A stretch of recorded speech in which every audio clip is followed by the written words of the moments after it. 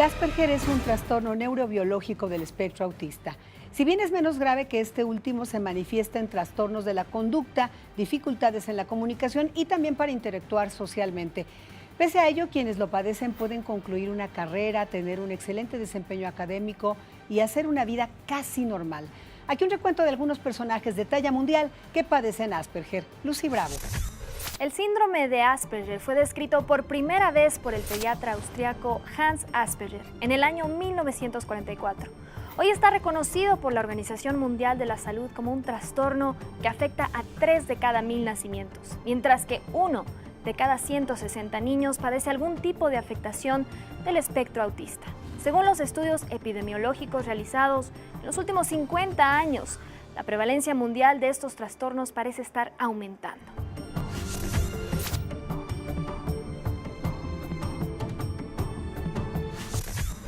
Se ha especulado que personajes de la talla de Albert Einstein, Isaac Newton, Nikola Tesla, Charles Darwin, Beethoven y Andy Warhol podrían haber padecido Asperger, debido a que durante sus vidas mostraron diversos rasgos asociados a dicho trastorno.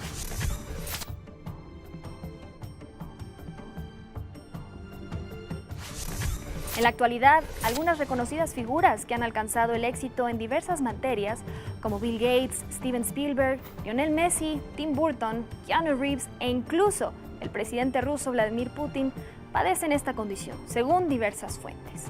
Directores, científicos, actores y músicos excepcionales son solo algunas de las personalidades que han sido relacionadas con este síndrome, lo que nos demuestra que nada les impidió triunfar. Doctor Armando Hernández, bienvenido. Muchas gracias. ¿A qué edad y cómo se da cuenta de que tiene Asperger? Fui diagnosticado en el año 2016. A partir de un cuestionario que contesté en internet, acudí a una asociación que se llama Asperger México y ahí me hicieron el diagnóstico. ¿Y cómo se da cuenta o por qué se interesa en este cuestionario? Toda la vida supe que tenía una condición distinta, lo que pasa es que yo no sabía qué condición era o cuál era la circunstancia. De hecho, el diagnóstico de Asperger se sistematiza hasta el año del 1994. Yo nací en el 71, es decir, toda mi infancia no existía el diagnóstico, apenas se ha ido consolidando elementos para diagnosticarlo. Y ahora, a partir de la función que tengo en el Tribunal Electoral de la Ciudad de México, la demanda social que tiene mi actividad actualmente me hizo tener la necesidad de buscar algunas respuestas a las dificultades que enfrento cotidianamente para llevar a cabo una tarea de tanta demanda social en una condición como la que tengo. Cuando dice demanda social es que atiende a mucha gente lo busca. ¿A qué se refiere para un poco? Ajá. Sí, es un área de mucho contacto con las personas, por eso a eso me refiero con demanda social. ¿Y qué pasaba cuando de pronto sentía que mucha gente lo buscaba? Pues me parecía que no tenía como la facilidad de manejar contacto tan intenso con tantas personas y eso me llevó a buscar alguna solución, alguna respuesta en internet y di con ese cuestionario y di con esta asociación y llegué al diagnóstico que me ayudó mucho. El diagnóstico de en cierta forma es liberador. Sí, ya digamos que está a 3 años de que le habrían diagnosticado el síndrome. ¿O casi 3 años? 2 años, fue en abril de 2016. 2016, pues pensaba que a principios. Usted ha dicho que cuando confirma este padecimiento, todo cobró sentido para usted. ¿Por qué? ¿Qué había ocurrido o cómo es que dice cobra sentido algunas acciones o conductas de mi parte? Efectivamente, yo no tenía claro por qué tenía ciertas características de mi persona. Yo pensé que era una persona tímida y que algún día se me iba a quitar, pero ya me di cuenta que no era timidez o una cuestión de carácter o de conducta, sino una condición de vida.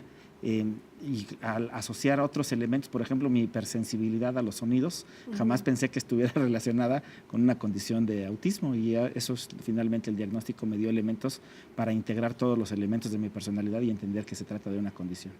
Algunos otras conductas, además de la hipersensibilidad al sonido, al ruido, que de pronto dice usted, ya entendí por qué actúa de esta manera y no era bien visto o yo no entendía por qué actuaba de esta manera. Bueno, primero la dificultad en el contacto social. Siempre que llego a un lugar me cuesta mucho trabajo establecer contacto con personas. Es la parte más importante de la condición. Segundo, la comunicación, el tipo de comunicación. Quienes tenemos esta condición somos muy literales en la interpretación de las palabras y nos cuesta trabajo entender metáforas y dobles sentidos y sarcasmos. Entonces, siempre me ha costado trabajo la comunicación en ese sentido. ¿Cómo fue su niñez? Porque me imagino que de niño también se sentía diferente. ¿Cómo era de niño? Me costaba mucho trabajo, siempre me ha costado trabajo establecer contacto con personas. No he tenido, no soy una persona que tenía muchos amigos en la niñez. Ahora sí ya tengo mejores relaciones con personas, pero mi contacto social era sumamente limitado.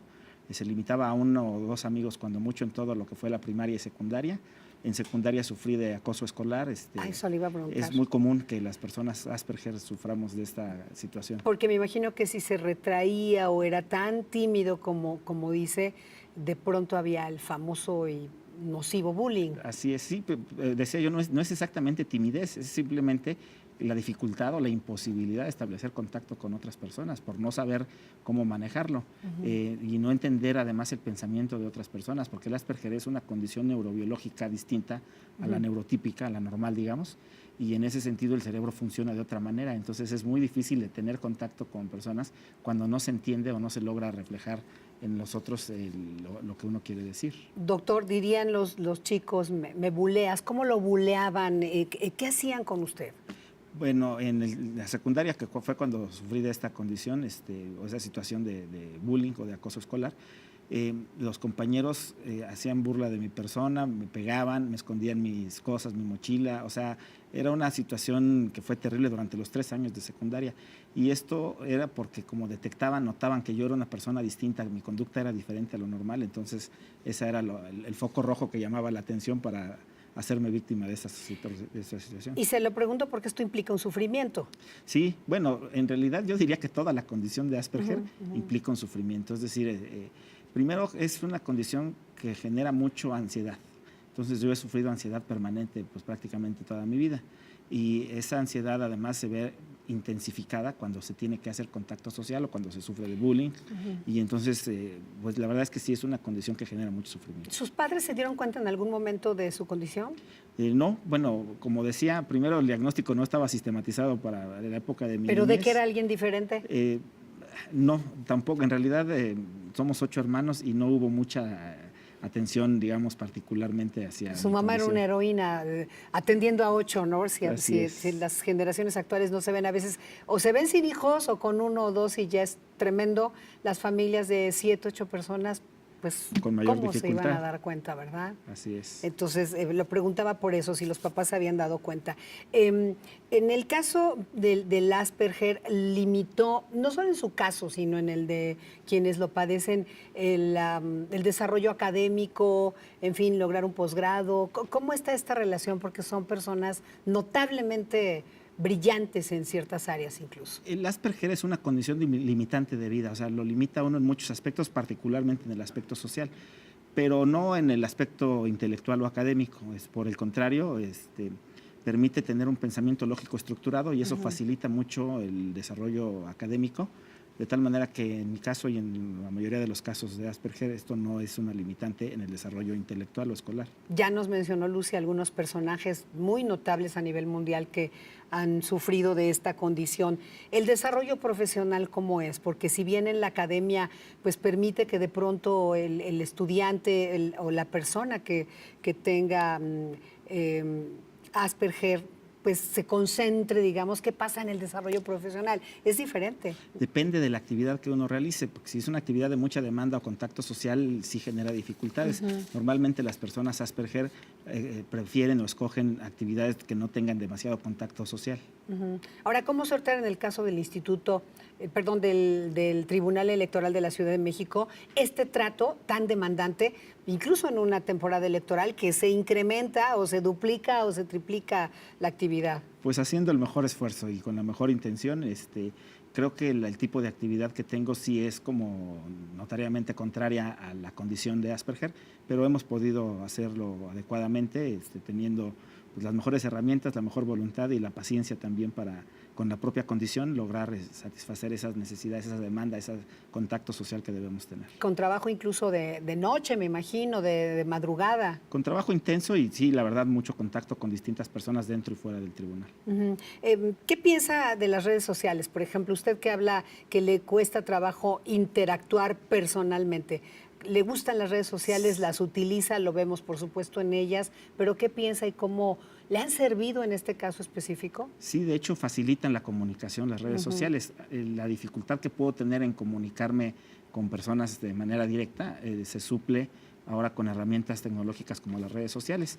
Y de hecho he escrito 2 libros que fueron publicados ya en redes sociales y luego recupero la información para publicar estas obras. O sea, primero nacieron, digamos, con las nuevas tecnologías y luego se hicieron libro. A propósito del libro, este es el que recién presentó, Soy Asperger.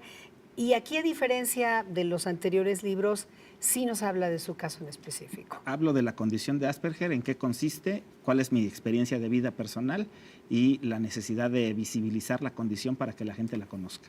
Eso es lo que me gustaría que dijera para cerrar. ¿Qué reflexión debería tener la sociedad para sensibilizarla? Porque no se puede negar que sea bullying, discriminación, etcétera. Pues primero la visibilización, es decir, cuando se encuentra con una persona que tiene dificultades de interacción social, creo que es muy importante tratar de conseguir un diagnóstico, si es el caso, y luego tener cierta sensibilidad al trato, porque es muy difícil para uno, es como si viniera de otro planeta o de otro país, es decir, se encuentra con un modelo de comunicación entre personas en el que nosotros no formamos parte, y en muchos aspectos es como sentirse ajeno a una realidad, y se necesita mucha sensibilidad del resto de las personas para entender la condición y tratar de integrar o de insertar en la sociedad a las personas con esta condición. Doctor Armando Hernández, ¿dónde conseguir Soy Asperger? Fue editado por Rua Print, se puede conseguir ya en distintas librerías. En distintas librerías.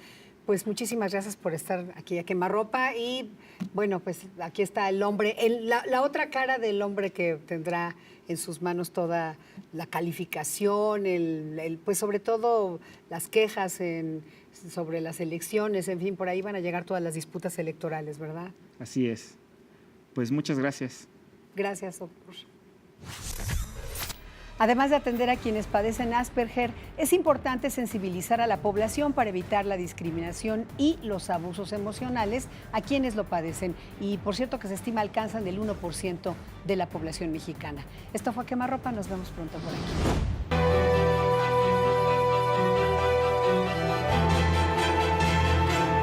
Cuando voltean a ver las estrellas y de pronto ven una muy brillante, seguramente piensan que son afortunados.